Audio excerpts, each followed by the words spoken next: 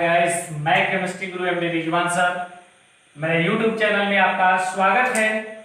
तो आज हम लोग मेटलर्जी का मोस्ट इंपोर्टेंट टॉपिक स्टडी करेंगे।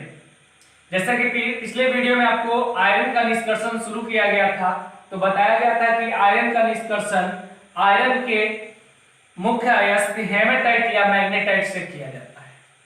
किससे किया जाता है? हेमेटाइट या मैग्नेटाइट से। और पिछले वीडियो में यह भी बताया गया था कि कितने स्टेप में होते हैं? 3 स्टेप में। फर्स्ट स्टेप में हेमेटाइट या मैग्नेटाइट का सांद्रण किया जाता है।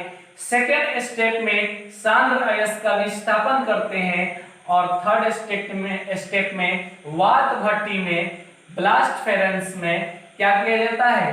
धातु की ऑक्साइड का अपचयन या अवकरण किया जाता है, जिससे हम लोग क्या प्राप्त करते हैं? धातु प्राप्त करते हैं, यानी कि आयरन प्राप्त करते हैं। क्या प्राप्त करते हैं? आयरन। तो इसमें का फर्स्ट चरण, पहला स्टेप क्या है यहां पे देखते हैं। पहला स्टेप है, यानी कि स्टेप फर्स्ट में हम लोग क्या करेंगे? अयस्क का सांद्रण, अयस्क का सांद्रण, कंसंट्रेशन ऑफ अयस्क का सांद्रण। तो अयस्क का सांद्रण यहाँ पे हम लोग 2 विधि से करेंगे। कितने विधि से करेंगे? 2 विधि। पहला गुरुत्व पृथक्करण, गुरुत्व पृथक्करण विधि से, और दूसरा विधि जो होगा चुंबकीय पृथक्करण, चुंबकीय पृथक्करण, यानी कि मैग्नेटिक सेपरेशन। किस अयस्क का? हेमाटाइट बोले या मैग्नेटाइट अयस्क का। जब हम लोग हेमेटाइट के अयस्क का सांद्रण करना होगा तो हेमेटाइट को महीन चूर्ण में बदल देंगे। किसमें बदलेंगे? महीन चूर्ण में, क्रशर में डालकर हेमेटाइट का महीन चूर्ण बनाएंगे और बहती हुई जलधारा में धोएंगे। तो गुरुत्वाकर्षण बल के कारण भारी अयस्क नीचे बैठ जाएगा और अशुद्धियां जल के साथ बहकर दूर चली जाती है। फिर उसके बाद हम लोग उसका चुंबकीय पृथक्करण द्वारा, जो हम लोग पीछे पढ़े भी हैं पिछले वीडियो में, कि चुंबकीय पृथक्करण में किस प्रकार 2 रोलर लेकर सांद्रण करते हैं। तो इन दोनों विधि द्वारा जब अयस्क का सांद्रण कर देते हैं तो हमें फाइनली क्या मिलता है? सांद्र अयस्क। कौन अयस्क मिलता है? सांद्र अयस्क। अब इस सांद्र अयस्क का हम लोग निस्तापन करते हैं। क्या करते हैं? निस्तापन, यानी सेकेंड स्टेप में हम लोग सांद्र अयस्क का क्या करते हैं? निस्तापन। सांद्र अयस्क का निस्तापन, सांद्र अयस्क का निस्तापन करते हैं। निस्तापन क्या कहलाता है? किसी भी अयस्क को ऑक्सीजन के बिना, ऑक्सीजन के अनुपस्थिति में, अर्थात ऑक्सीजन के एब्सेंस में हीट करते हैं, गर्म करते हैं, तो यह प्रक्रिया क्या कहलाता है? निस्तापन कहलाता है, जिसके फलस्वरूप धातु के ऑक्साइड प्राप्त होते हैं। किसके ऑक्साइड प्राप्त होते हैं? धातु के ऑक्साइड प्राप्त होते हैं। 3H2। तो ध्यान दीजिएगा, क्या किए? आयरन के सांद्र अयस्क को, यानी सांद्र अयस्क जो आयरन के मिले थे, आयरन के सांद्र अयस्क को इसकी अनुपस्थिति में, ऑक्सीजन की अनुपस्थिति में, ऑब्सेंस में क्या करते हैं? गर्म करते हैं या हीट करते हैं। तो क्या मिलता है? ऑक्साइड मिलता है। यहाँ पे क्या मिला है? ऑक्साइड मिलता है। और यह प्रोसेस क्या कहलाता है? निस्तापन। कितना स्टेप हम लोग बढ़ चुके हैं? 2 स्टेप बढ़ चुके हैं। तीसरा स्टेप में फाइनली हम लोग आयरन प्राप्त कर लेंगे। पहले स्टेप में क्या किया? अयस्क का सांद्रण की, उससे में जो अशुद्धि था उसको गुरुत्व पृथक्करण विधि या चुंबकीय पृथक्करण विधि द्वारा अलग किए, तो सांद्र आयरन के अयस्क मिले। और सांद्र आयरन के अयस्क को ऑक्सीजन के अनुपस्थिति में, ऑक्सीजन के एब्सेंस में जब हम लोग गर्म करते हैं यानी निस्तापन करते हैं, तो क्या इसमें जलवाष्प जैसी जो अशुद्धि होती है वह अलग हो जाता है और यहाँ पे आयरन का ऑक्साइड हमें एटलीस्ट फाइनली प्राप्त होता है। और इस आयरन के अयस्क ऑक्साइड को हम लोग अब तीसरे स्टेप में क्या करेंगे, परगलन कराएंगे, अर्थात अपचयन कराएंगे, अर्थात अवकरण कराएंगे, तो हमें आयरन प्राप्त होगा। तो तीसरा स्टेप जो होगा यहाँ पे इसका आयरन के ऑक्साइड का क्या, अपचयन यानी कि प्रगलन। कि कहां पे इसका प्रगलन करेंगे, वात भट्टी में। कहां करेंगे, वात भट्टी में, ब्लास्ट फेरेंस में करेंगे। तो यहां तक क्लियर, इसको कॉपी कर लिए, कॉपी कीजिए, कॉपी कर लिए, हटा दिया जाए, चलिए हटा देते हैं। और तीसरा स्टेप जो होगा, स्टेप थर्ड जो होगा, क्या करेंगे, आयरन के ऑक्साइड का क्या करेंगे, प्रगलन यानी कि स्मेल्टिंग करेंगे। क्या करेंगे बेटा, स्मेल्टिंग करेंगे यानी कि प्रगलन करेंगे। प्रगलन कहाँ किया जाता है, इस बात को ध्यान में रखिए कि प्रगलन किया जाता है कौन भट्टी में, वात भट्टी में। कौन भट्टी में, वात भट्टी। वात भट्टी में क्या क्या मिलाते हैं, तो आयरन के ऑक्साइड प्लस कोक और प्लस चूना पत्थर, चूना पत्थर।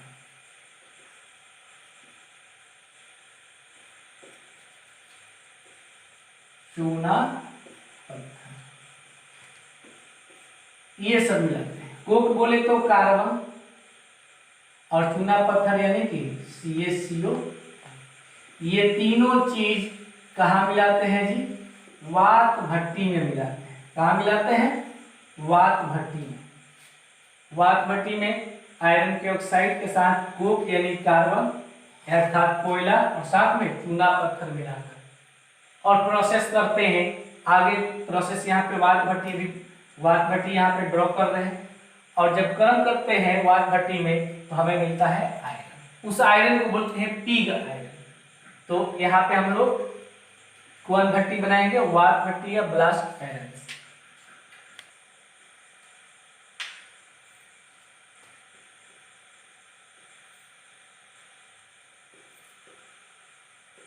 तो ये है हमारा क्या, वाट भट्टी। वाट भट्टी में ऊपर से क्या डाले, आयरन के ऑक्साइड, और क्या मिला इसमें, कोक यानी कि कोयला बोले या कार्बन बोले या कोक बोले, घबराना नहीं।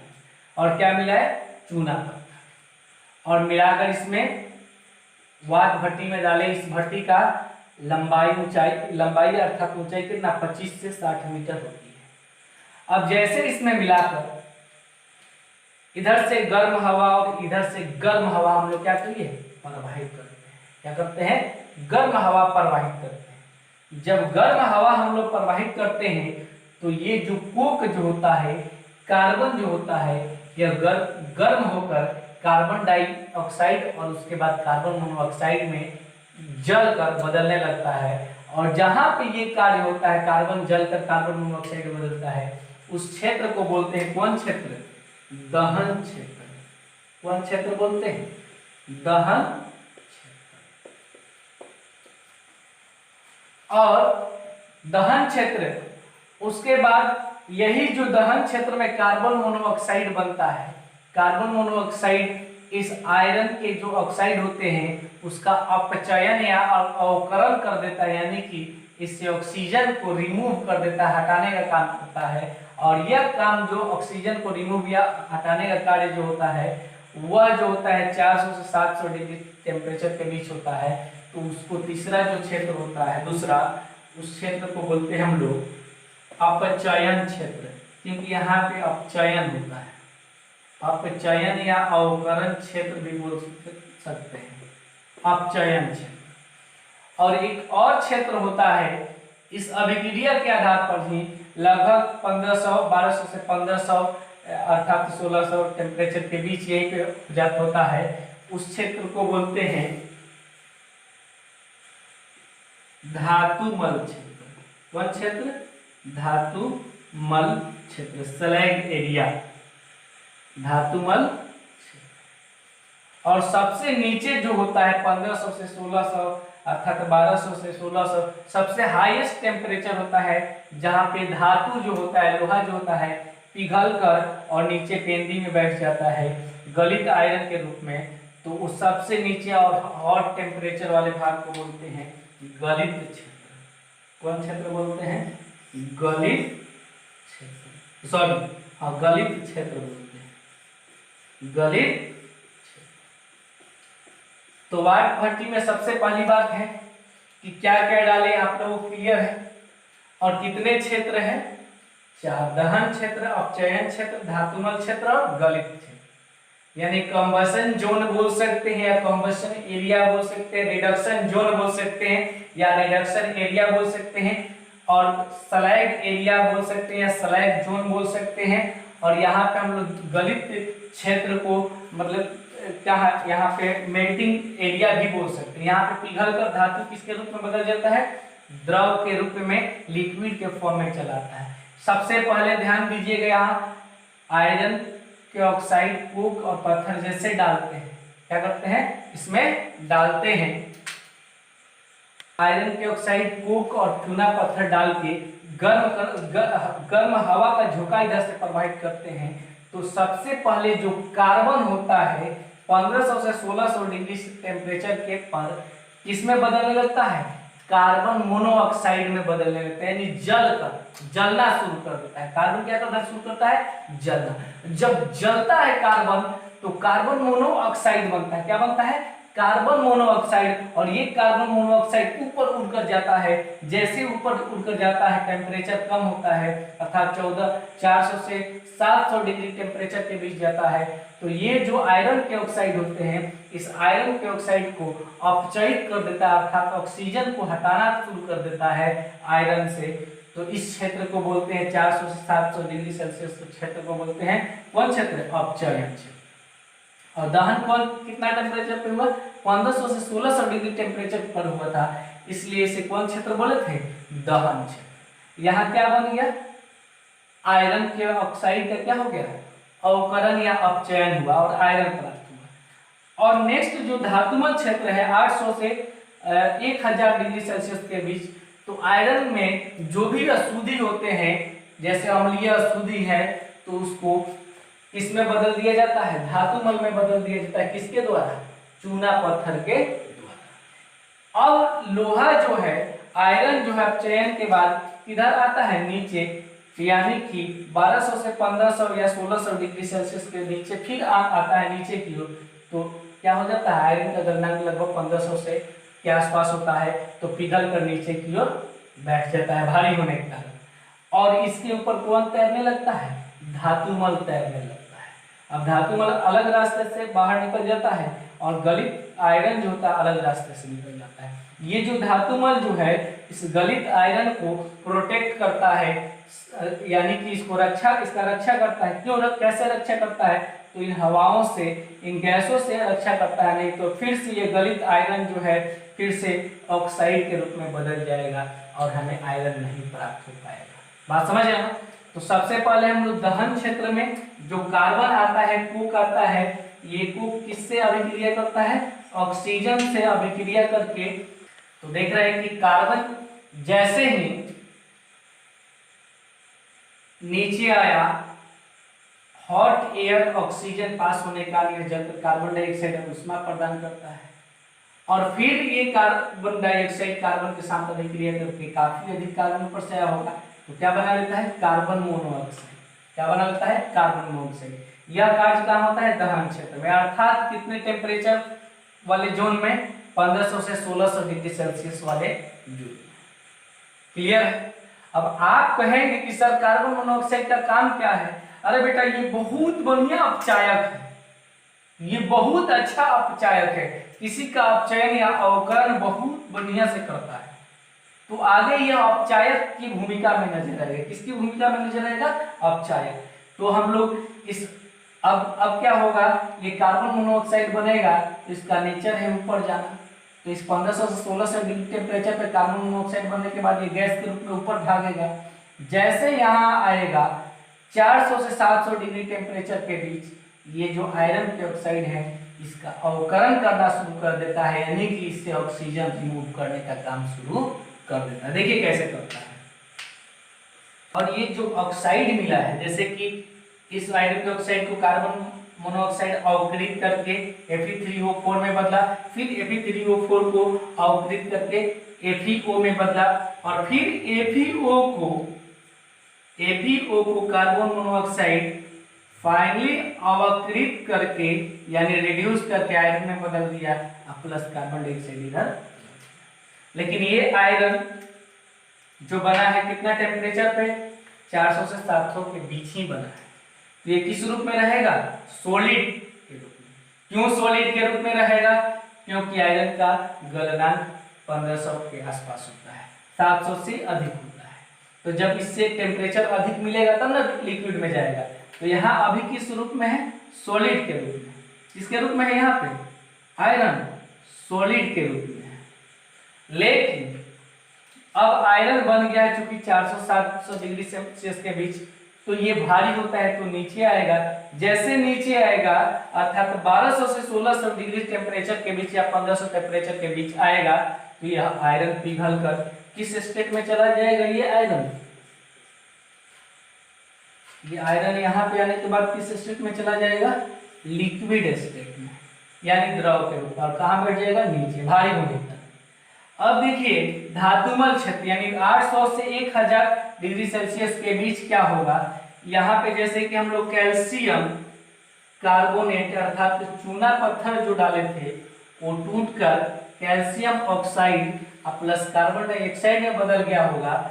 और यही कैल्शियम ऑक्साइड जो होगा, इसमें अगर किसी भी प्रकार के सिलिकॉन के ऑक्साइड जैसी अशुद्धि रहती है उसे CaSiO3 अर्थात किसमें बदल देता है, धातुमल में बदल देता है। किस टेम्परेचर पे, 800 से 1000 डिग्री सेल्सियस टेम्परेचर पे धातुमल में बदल देता है। अब देखिए ये धातुमल जो होता है आयरन से हल्का होने के कारण किस पर तैरना शुरू कर देता है, गलित आयरन पे तैरना शुरू हो जाता है, और ये दूसरे रास्ते से इसे अलग कर लिया जाता है, और ये दूसरे रास्ते से अलग कर लिया जाता है। गलित आयरन निकल गया इधर से, बात क्लियर है, क्लियर है। फिर से एक बार रिएक्शन ध्यान दीजिएगा। जैसे हम लोग ये सभी डालते हैं, इधर से गर्म हवा का झोंका प्रवाहित करते हैं या ब्लास्ट करते हैं, इसलिए इसका नाम है ब्लास्ट फ्यूजन।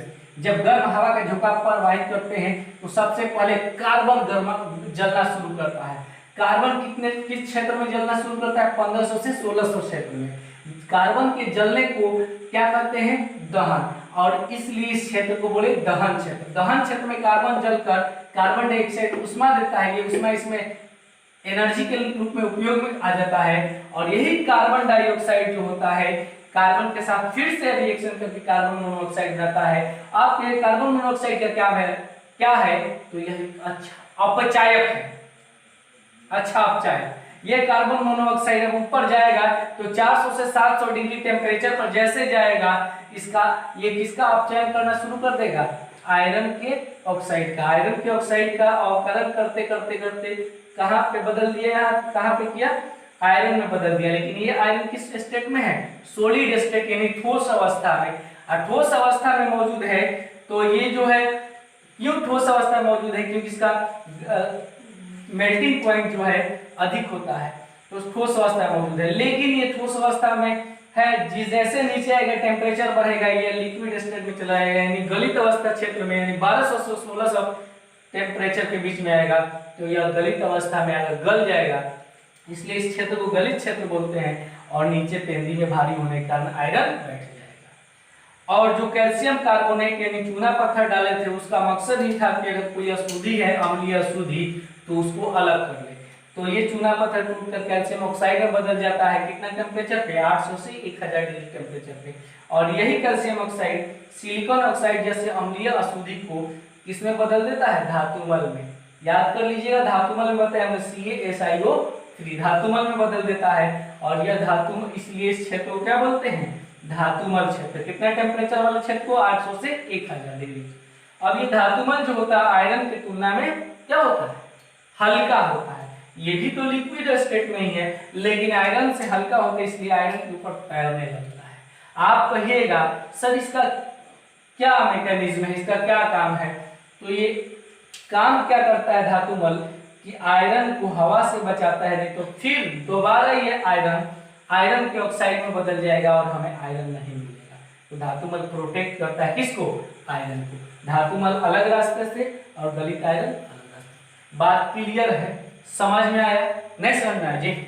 आगे समझ में? फिर से एक बात ध्यान दीजिए, याद हो जाएगा, ध्यान दीजिए। चलिए देखिए, ब्लास्ट फ्यूरेंस की लंबाई कितनी होती है? 25 से 60। इसमें सभी जगह टेम्परेचर एक जैसा होता है कि अलग अलग होता है? अलग अलग होता है। इसमें ऊपर से आयरन के अयस्क कोक यानी कोयला या कार्बन और चूना पत्थर डालते हैं और गर्म हवा जब का प्रवाहित करते हैं तो कार्बन सबसे पहले जलना शुरू होता है, दहन होना शुरू होता है 1500-1600 डिग्री सेल्सियस पे। और कार्बन जलकर क्या बनाता है? Carbon monoxide. क्या बनाता है जी? Carbon monoxide. और ये कार्बन मोनोऑक्साइड जो होता है ऊपर आकर 400-700 टेम्परेचर पर जब कार्बन मोनोऑक्साइड उड़कर ऊपर आता है तो आयरन के अयस्क को अवकृत करना शुरू करता है, अपचयित करना शुरू करता है, रिड्यूस करना शुरू करता है और आयरन के ऑक्साइड को या आयरन के अयस्क को रिड्यूस करके कहां तक ला देता है? Solid form. आयरन में बदल देता है, लेकिन ये आयरन ठोस के रूप में रहता है। ये आयरन किस रूप में रहता है? ठोस रूप में रहता है। अब ये आयरन ठोस रूप में रहता है, भारी होता है, तो ये आयरन जैसे नीचे आता है अर्थात लगभग 1200 से 1600 टेम्परेचर पर आता है तो ये आयरन का पिघलना शुरू होता है और पिघल कर नीचे गलित अवस्था में आयरन नीचे बैठ जाता है, पेंडी में वाक यंत्र के वाक भट्टी के नीचे बैठ जाता है। और एक और क्षेत्र होता है 800 से 1000 डिग्री सेल्सियस, जो कि चूना पत्थर डाले थे, ये चूना पत्थर कैल्शियम ऑक्साइड में टूटता है और इस अयस्क में जो भी अशुद्धि सिलिकॉन ऑक्साइड के रूप में था उसके साथ मिलाकर क्या बना लेता है? धातुमल बना लेता है। कौन मल? धातुमल। और ये धातुमल आयरन के गलित आयरन के ऊपर भी डालने लगता है, इसे अलग रास्ते से अलग कर लेते हैं, इसे अलग है। इस विधि द्वारा जो ये आयरन मिला है, इस आयरन को हम लोग पिग आयरन कहते हैं। कौन आयरन? Pig iron. इस पिग आयरन में यहाँ पे ध्यान दीजिएगा, यहाँ पे बता देते हैं पिग आयरन में 93% आयरन होता है और 5% क्या होता है? 5% कार्बन जैसी अशुद्धियां मौजूद रहती है और शेष बाकी सिलिकॉन इत्यादि जैसी अशुद्धियां मौजूद रहती है। शेष कौन चीज रहता है? सिलिकॉन। ध्यान दीजिए, पिग आयरन इस प्रकार प्राप्त आयरन क्या कहलाता है? क्या कहलाता है? Pig iron. पिग आयरन में 93% शुद्ध आयरन होता है, 5% कार्बन होती है, 4 से 5%, और बाकी जो प्रतिशत होता है उसमें सिलिकॉन, सल्फर इत्यादि जैसी अशुद्धियां मौजूद। बात क्लियर है? आयरन का निष्कर्षण इतना अगर क्लियर लिखते हैं तो आपको 5 नंबर का क्वेश्चन हर साल बोर्ड में पूछता है। बात समझ में आई है? कोई दिक्कत, कोई परेशानी? नहीं दिक्कत है ना? इसको कॉपी कर चुके हैं आप लोग, कॉपी कर लिए हैं तो समझ में आया? इस वीडियो को अंत तक वॉच कीजिएगा, 5 नंबर का क्वेश्चन सुनिश्चित हो जाता है आपके बिहार बोर्ड में।